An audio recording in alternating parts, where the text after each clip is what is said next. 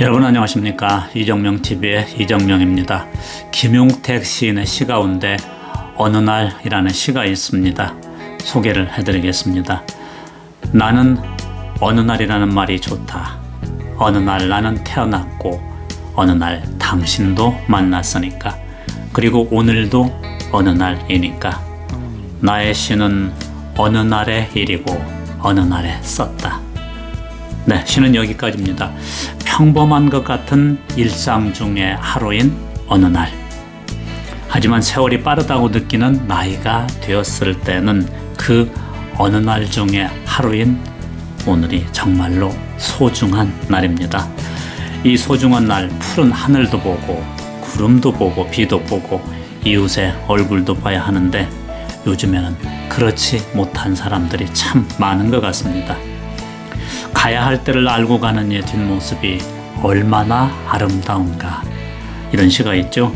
흐르는 강물처럼 말입니다. 그래서 오늘은 강물과 관련된 시를 몇 편 모아보았습니다.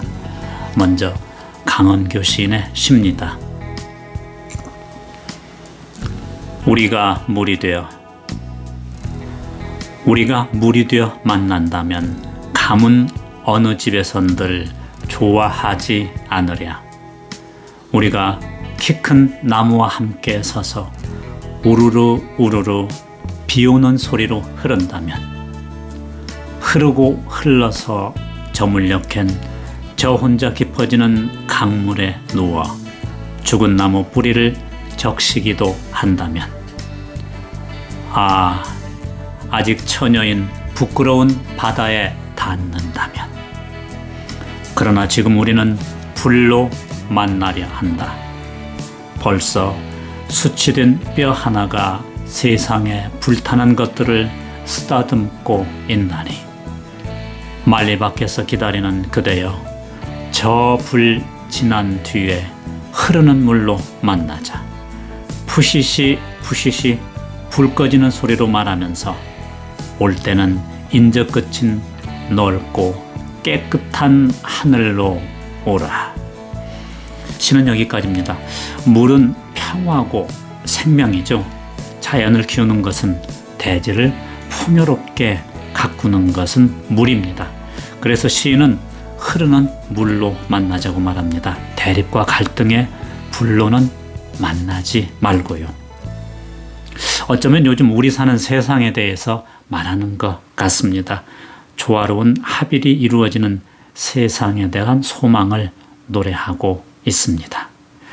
흐르는 강은 아름답고 우리에게 사람 사는 세상에 필요한 지혜를 주고 있습니다.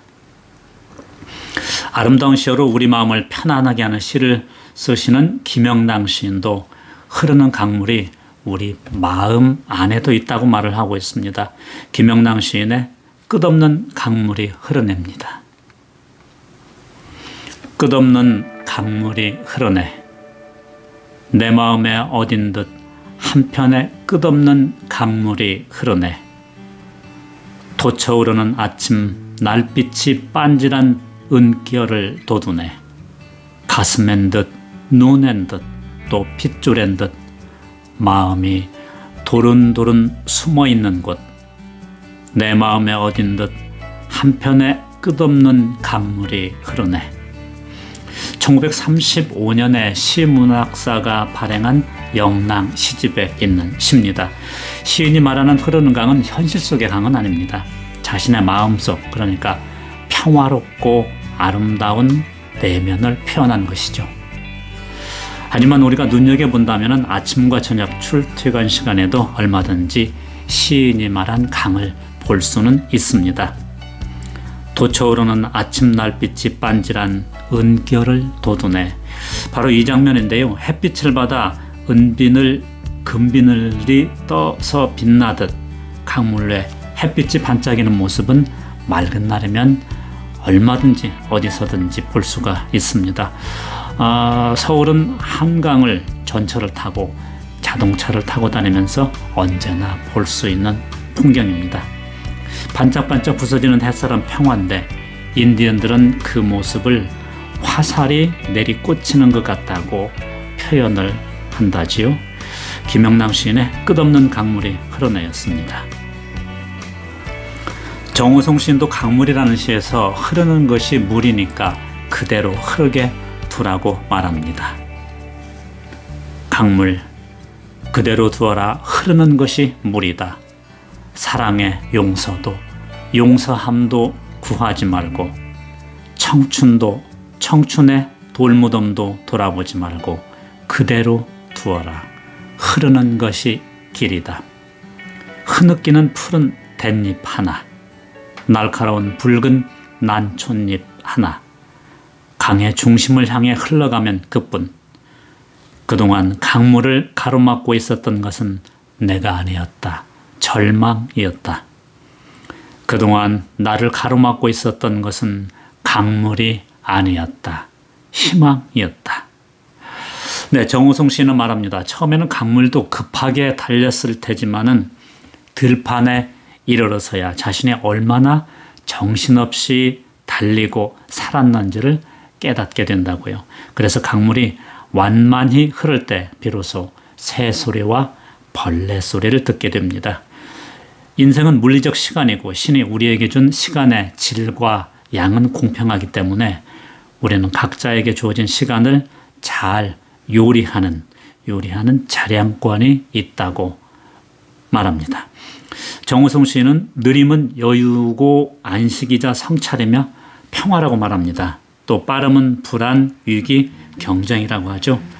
강물을 가로막지 말고 흐르는 대로 그대로 두라는 얘기입니다. 그리고 거기에서 평화를 찾으라는 것이죠. 자연에서 지혜를 깨닫는 한 노인의 얘기입니다. 글을 읽지 못하는 한 노인이 매일 기도하는 것을 보고 부자가 노인에게 물었습니다. 당신은 글도 읽을 줄 모르면서 무슨 기도를 그렇게 간절하게 올리시오? 또 신이 있다는 것은 어떻게 알지요? 그러자 노인이 말합니다. 나는 위대하신 하느님께서 쓰신 것은 다 읽을 수가 있습니다. 그 말을 듣고 부자가 또 물었습니다. 글도 읽을 줄 모르는데 어떻게 그것을 읽는단 말이요? 그러자 노인이 이번에는 부자에게 되물었습니다. 부자 양반, 누가 먼 곳에서 편지를 보내면 어떻게 알죠? 부자가 대답을 합니다. 그거야 글씨체를 보면 알죠. 다시 노인이 부자에게 물었습니다. 그러면 천막 근처에서 동물 움직이는 소리가 들리면 그게 양인지 염소인지는 어떻게 아나요? 부자는 아주 쉽게 대답을 합니다. 당연히 알죠. 그것들의 발걸음 소리를 듣다 보면 금방 알 수 있죠. 노인은 그 대답을 듣고 부자를 데리고 밖으로 나갑니다. 그리고 하늘을 가리키며 말합니다. 저 위 하늘도 이 아래 땅도 사람의 손을 쓰거나 만든 것이 아닙니다. 노인의 지혜가 번뜩이는 대목입니다. 오늘 마무리 시는 안도현 시인의 시입니다.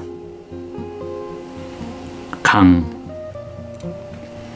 너에게 가려고 나는 강을 만들었다.